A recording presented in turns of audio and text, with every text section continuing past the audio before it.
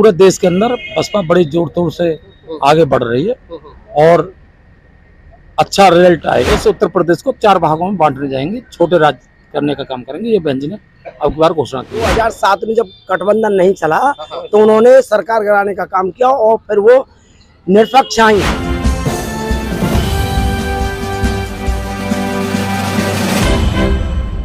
नमस्कार दोस्तों, मेरा नाम है विजेंद्र सिंह। जैसा कि आप सभी लोग जानते हैं, चुनाव का पहला चरण खत्म हो चुका है। जनता में काफी उत्कर्ष है और आज हम हैं खुर्जा क्षेत्र के बसपा कार्यालय पर। आइए जानते हैं कार्यकर्ताओं की क्या है रणनीति, चुनाव को लेकर क्या है तैयारियां। हाँ सर, क्या लगता है 2024 में बसपा की जो कार्यकारिणी है, जो कार्यसारणी है बहन जी की, वो क्या क्या रहेगी? बहन जी पहले घोषणा नहीं करती है, काम में विश्वास रखती है जी। काम करके ही दिखाती है जनता को, और जनता जब इसी बात में विश्वास करती है, बहन जी का जो वोटर है वो पक्का वोटर है।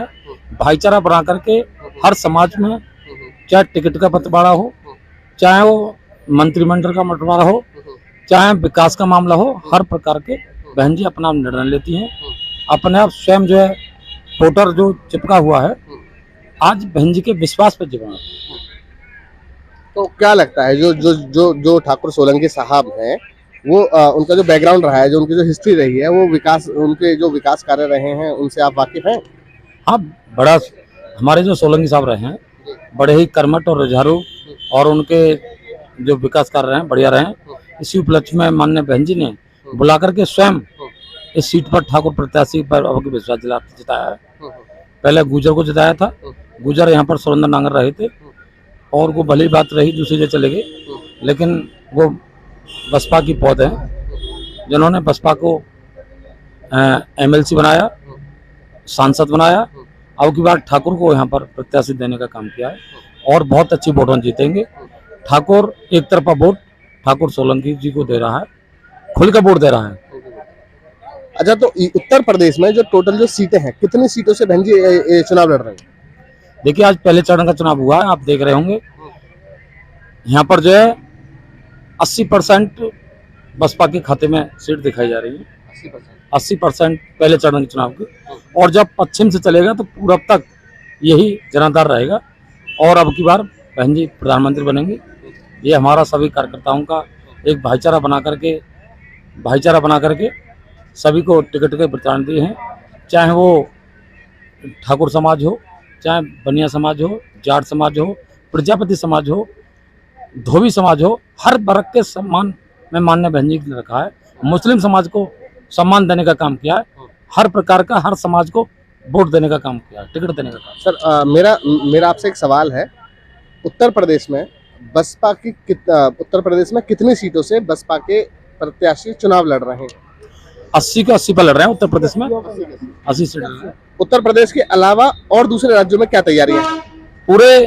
पूरे देश के अंदर बसपा बड़ी जोर तोड़ से आगे बढ़ रही है और अच्छा रिजल्ट आएगा।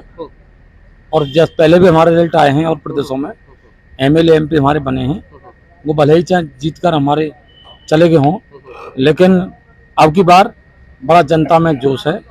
चाहे कोई सा प्रदेश उठा लो, चाहे दिल्ली प्रदेश हो, हरियाणा प्रदेश हो, चाहे मध्य प्रदेश हो, कोई सा एमपी हो, कोई सी उठा लो, एक तरफा वोट अब के माननीय बहन जी के पक्ष में है।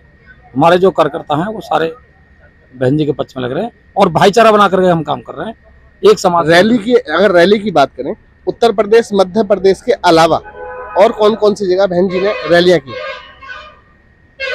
पूरे देश के अंदर बहन जी का चढ़ मतलब दौड़ा है।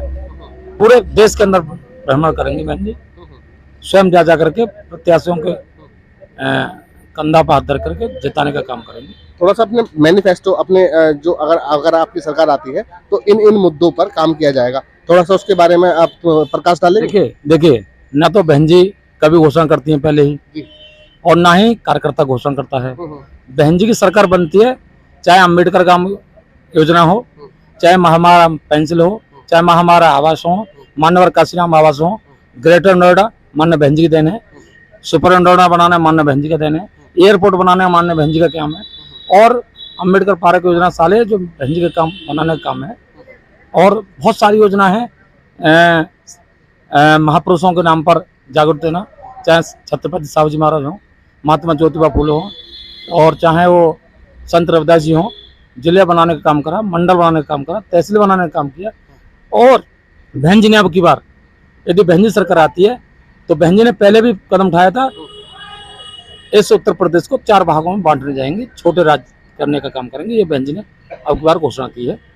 सिर्फ एक घोषणा नहीं, घोषणा की है, ये सिर्फ एक घोषणा की है। हाँ, छोटे प्रदेश बनाए, उत्तर प्रदेश में 4 भागों में 4 भागों में बांटो। पहले भी माननीय बहन जी ने कर लिया था, लेकिन भले ही वो ना रही, सोच सरकार की, केंद्र सरकार की सोच वो रही थी। जैसा कि जो दूसरी पार्टियां हैं, जो दूसरे दल हैं, उनका एक मैनिफेस्टो होता है, उनका कोई संकल्प पत्र बताता है, कोई घोषणा पत्र बताता है, उसमें कभी कभी कोई जुमलेबाजी दे दिए जाते हैं, 15 लाख रुपए का, 2 करोड़ नौकरियों का। ऐसे कोई वादे बहन जी ने भी किए हैं क्या? ना, बहन जी करती नहीं है कभी। और सुनो, जो घोषणा करते हैं, किसी का 15 लाख का घोषणा किया, कभी 15 पैसा आए हो तो खाते बताओ। रोजगार देने की बात करिए, रोजगार छीनने का काम किया, रेलवे में बेच दिया, बिजली विभाग बेच दिए, रोजगार, युवाओं को रोजगार छीनने का काम किया। लेकिन माननीय बहन जी ऐसा नहीं करती। माननीय बहन जी चाहे सिपाही भर्ती हो, चाहे सफाई कर्मचारी भर्ती हो, बैकलॉग की भर्ती हो, करके विश्वास करती हैं, पहले घोषणा नहीं करती बहन जी कभी भी। मान के चले, अगर बहन जी की सरकार आती है तो उत्तर प्रदेश में या फिर पूरे हिंदुस्तान में एक नीति, अभी जो एक समाज कल्याण के लिए 2-3 योजनाएं हैं, जैसे कि मुफ्त में अनाज की योजनाएं, आयुष्मान कार्ड से फ्री में सरकार प्राइवेट अस्पतालों में इलाज की योजनाएं, और भी काफी सारी ऐसी योजनाएं, क्या वो बरकरार आगे भी चलती रहेंगी या बसपा की सरकार आने पर उन पर रोक लगेगी? देखिए सुनो, मैं पहले बार बोल रहा हूँ कि बहन जी कभी ऐसी बात को घोषणा नहीं करती है। जनता का 5 किलो राशन से भला होने वाला नहीं है। लेकिन सर, जनता तो 5 किलो राशन में भी खुश है और उसी 5 किलो राशन पे भी वोट कर रही है। ना, सुनो, ये नहीं, बिल्कुल, ये बिल्कुल जनारा गलत है। जनता बड़ी दुखी है, चाहे वो, मैं भी किसान का बेटा हूँ। गन्ने का मूल्य का बढ़ा, जो बहन जी ने बढ़ा दिया, गेहूं का रेट बढ़ा दिया, आज तक किसी सरकार ने बढ़ाया बताओ भाई। बहन जी ने 120 लेकर 240 का सीधा अपनी सरकार में दूना गन्ने का रेट किया, तो बड़े किसान खुश हैं, छोटे किसान हैं। गरीब लोगों को बिल्कुल आज की जो GST और दुनिया भर के साले जो लगा दी हैं, जनता बड़ी दुख है। चाहे छोटा किसान हो, बड़ा किसान हो, मजदूर तबका लोग हो, बहुत परेशान है सभी लोग। हाँ सर, क्या लगता है जो बसपा के यहाँ के जो क्षेत्रीय जो कार्यकर्ता हैं, उनको जमीनी स्तर पर काम करने की जरूरत मुझे लगती है कि शायद होनी चाहिए, क्योंकि गांव-गांव में, क्षेत्र में जाके जनता में जागरूकता फैलाने का काम हमारा क्षेत्रों में जा करके हमको बहन जी के लिए वोट मांग रहे हैं और जिताने का काम करेंगे और प्रधानमंत्री बना कर ही हटेंगे। ये हमारा प्रण है। तकरीबन कितने सीटों का आंकड़ा आप लगाए बैठे? हमारे यहाँ पर कम से कम 50 सीट कम से कम आएंगे यूपी में। मैं तो पूरे हिंदुस्तान की बात कर रहा हूँ। नहीं, हिंदुस्तान में तो काउंटिंग नहीं कर सकता हूँ। कहीं से 2 आएंगे, कहीं से 4 आएंगे, कहीं से 6 आएंगे। तो क्या लगता है, पूर्ण बहुमत से सरकार बना पाएंगी बहन जी? हाँ। या कोई गठबंधन रहेगा? नहीं, हमारा तो पूरा यही प्रण है कि पूर्ण, जैसे उस पे है, जैसे चौधरी चरण सिंह जी 5 सांसद थे उनके पास में, देश के प्रधानमंत्री बने। इंद्र कुमार गुजराल जी 14 सांसद थे, देश के प्रधानमंत्री बने गठबंधन के थ्रू ना सर? हाँ, मैं उस बात कह रहा हूँ, लेकिन अब स्वयं को तो जब बनती है तो फिर बनते हैं। और SD देवगौड़ा थे, उनके पास 12 सांसद थे, देश के प्रधानमंत्री बने। ऐसा जैसा कि जो अभी जो इंडिया का सबसे बड़ा जो गठबंधन हुआ है, महागठबंधन जिसका नाम दिया जा रहा है, इंडिया अलायंस, उसमें बहन जी का समर्थन क्यों नहीं मिला? देखिए सुनो, बहन जी ने अपने बलबूते पर विश्वास करती हैं, गठबंधन विश्वास के, गठबंधन बनते हैं, टूट जाते हैं बार। लेकिन बहन जी ने पिछली सरकारों में भी गठबंधन की सरकारें चलाई। हाँ, चलाई हैं, लेकिन अपने विश्वास पर चलाई हैं, लेकिन दूसरे पर नहीं। बहन जी की बात नहीं मानी, तो बहन जी ने सरकार गिराने का काम किया। 2007 में जब गठबंधन नहीं चला तो उन्होंने सरकार गिराने का काम किया और फिर वो निरपक्ष आई, पूर्ण बहुमत से आई और मुख्यमंत्री बनी 4थी बार बहन जी। पहले 6 महीने चला करके 6 महीने बीजेपी से गठबंधन किया था, और जब वहाँ सरकार नहीं चली, बहन जी की बात नहीं मानी, तो बहन जी ने अपना इस्तीफा वापस ले लिया और फिर पूर्ण बहुमत से आई। सर, जो युवा लोग जो लोग हैं, जो फौज की जो तैयारी कर रहे हैं, वो 4 साल के अग्निवीर योजना से काफी परेशान है। तो क्या लगता है, बसपा सरकार आने पर ये योजना जारी रहेगी, इस पर रोक लगेगी, या जो 4 साल के जो सैनिक हैं उनको ही परमानेंट आगे तक बढ़ा दिया जाएगा? देखिए, मैं पहले बार बार बोल चुका हूँ कि बहन जी कभी पहले कोई घोषणा इस बात का करती नहीं है।